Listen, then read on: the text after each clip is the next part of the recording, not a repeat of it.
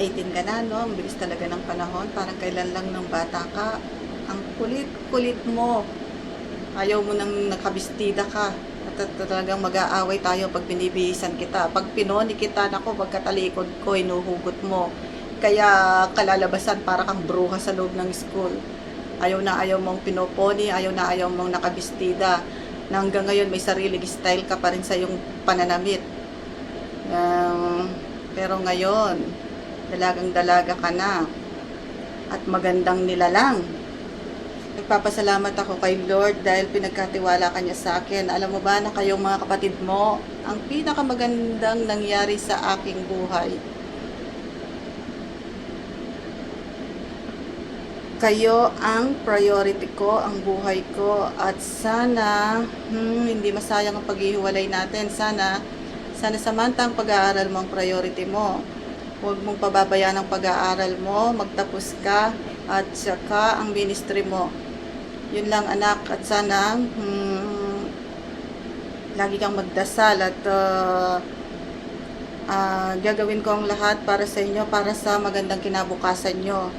At mahal na mahal ko kayong tatlo, mahal na mahal ka ni nanay.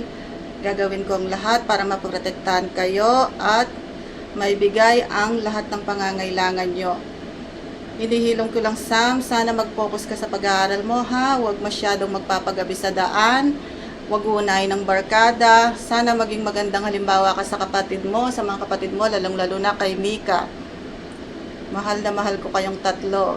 Sana lagi niyong iisipin yon. Sana isang araw, masabi ko naman na may pagmalaki ko na sana isang araw, eto na sila, napatapos ko na sila, na ang pinagkatiwalang mga anak sa akin ni Lord, na naibigay ko ang gusto nyo, na napag-aral ko kayo, nabigyan ko kayo ng magandang bukas. Sana isang araw may pagmalaki ko yon. Sige, enjoy your night. Happy birthday, anak ko. At sana kahit wala ako dyan, nandyan naman si Lola, si Tita, at ang mga kaibigan ko, tatay mo, at saka mga kapatid mo. Parang nandyan na rin ako. Mag-iingat ka lagi at mahal na mahal ka ni Mamay, ni Nanay, ni Mamu. Okay, I love you. God bless you.